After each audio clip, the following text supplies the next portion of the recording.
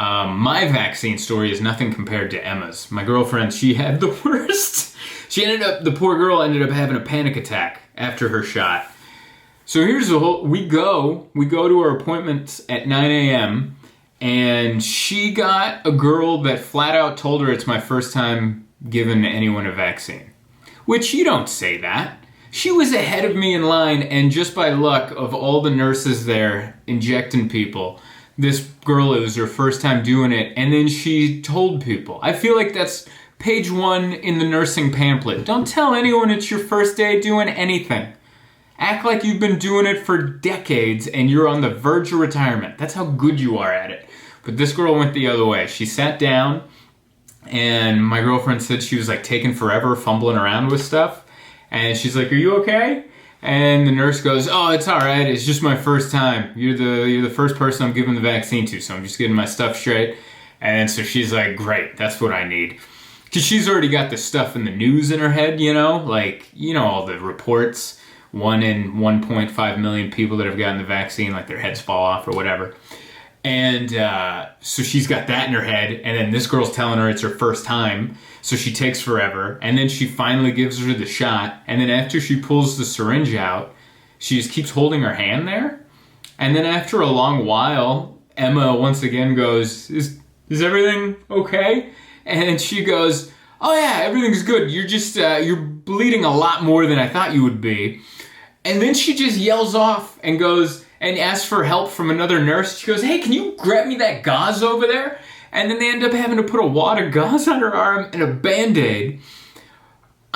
She went and sat down to get her shot before I did. And I was done before she was close to being done. So I was like in the waiting area. They have like a waiting area with chairs spaced out 6 feet where you have to sit there for like 15 to 20 minutes, I think, to see if you have any adverse effects, and then they let you leave. And I was sitting there and I was like looking for her. I was like, "Where the hell is Emma?" And then she finally strolls in and I go, "Where have you been?" And she goes, "That took forever." And she had to text it to me because we're like spaced out. We're not supposed to be close. She's like texting me everything I just told you. And then I even texted her. I'm like, "Hey, don't let that go to your head. All right? I know, because you don't want to let that manifest into something." But it was too late. She was already thinking about it. She was thinking about everything she heard on the news. She was thinking about this dumb nurse that was just way too honest. Lie. For the love of God, lie. And all of that mixed in, and then she texts me, she goes, "I don't think I'm feeling that good." I go, "Oh God." I go, "What's wrong?" And she's like, "I just don't feel good. I feel like she's like, her vision got dark, and she started to slump forward, and I'm like, "I got you." So I ran and I got a guy. And I'm like, "My girlfriend's not feeling good." So they bring a nurse and a doctor over. And I was nervous for her until I realized the nurse and the doctor weren't nervous. So it was kind of like being on a choppy flight where you're a little scared of the turbulence, but you notice the flight attendants aren't scared. So you're like, "Oh, everything must be okay." So they were calm. And then she's like, "Yeah, I can't walk." So they got her a wheelchair. And this is the part that got me. So when we showed up, we were like next in line to be called to the first tent. There was a car that pulled up, and this elderly black woman came out with a cane. And one of the nurses came up to her, and they're like, "Oh, would you like a wheelchair?" And she's like, "Yes, please." So they got her a wheelchair, and they wheeled her off. And then now cut to 30 minutes later, Emma's not feeling well, and she's like, "I can't walk." So they bring a wheelchair. They load her onto this wheelchair, and as they're wheeling her off to like another area to check her vitals and all that, we walk by, and there's that same elderly black woman with the cane.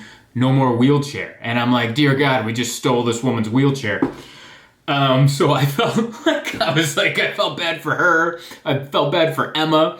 I felt bad for everyone in the tent area under observation, because they were all like looking over, watching Emma almost pass out. And then like, I'm sure it was getting to them like, "Oh, am I starting to nod off?" Like they're going through that too. And they checked on her. And they checked her vitals. Her blood pressure was super low. The doctor said she was about to faint. But after like 20 minutes, they gave her some water, and she was fine. It was a panic attack. Or the doctor said, he's like, "I don't like to use the term panic attack, but yeah, that's what you had." And I felt so bad for her. Like, what? Because honestly, I know me, same exact thing would have happened to me. Because I also watch the news. I listen. I try to stay informed. All that stuff would be in my head, right? And then you go out there and then you find out, like, the nurse just goes, yeah, it's my first time. I've never done this. And you're like, could we get anybody else? Could we just... Anybody who's stuck people with needles before. I'd rather have a heroin junkie give me my first vaccine than some, like, tiny little nurse who's like, it's my first day on the job.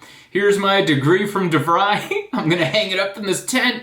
Let me get the Sharpie needles ready, and we're going to poke you. It's like, will you please just give me a junkie from under the bridge who's just going to lick the needle and put it in? I'd feel safer with that than somebody just fumbling around with sharp stuff. But that's what she had to go through, the poor girl. She ended up feeling the vaccine reactions. She ended up getting a fever well before me, so she didn't make it to the show that I did that night. But yeah, we just felt crummy for a couple days. By the way, this story isn't to scare anyone off from getting the vaccine. Go get it. You're going to be all right, I think, based on my understanding. Honestly, Emma would have been fine, other than this nurse who was only taught about nursing. She wasn't taught about customer service.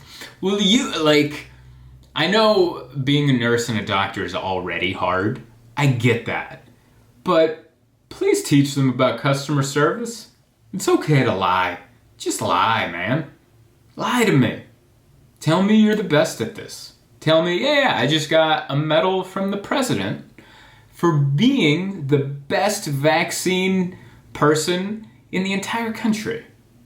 Imagine how much calmer that would make your patients, as opposed to you just messing around with stuff at the table, just going, this is my first time. I'm just trying to look at all the tools. Hang tight. Have you seen the pokey thing? Where's the needle? Whatever, Where's my Band-Aids? I'm gonna need gauze. Why are you bleeding so much? How about more lying and less honesty? Hey guys, that was a clip from my podcast, This Week in Zoltan, which is available on the podcast app, iTunes, Spotify, wherever the hell you get podcasts. Like, share, subscribe, hit the notification button. All that stuff helps. If you want to support further, look into joining my channel, where you can get full episodes of the podcast with video. Also, I'm back on tour. I have live shows coming up. June, I'm in Seattle, the 11th and 12th.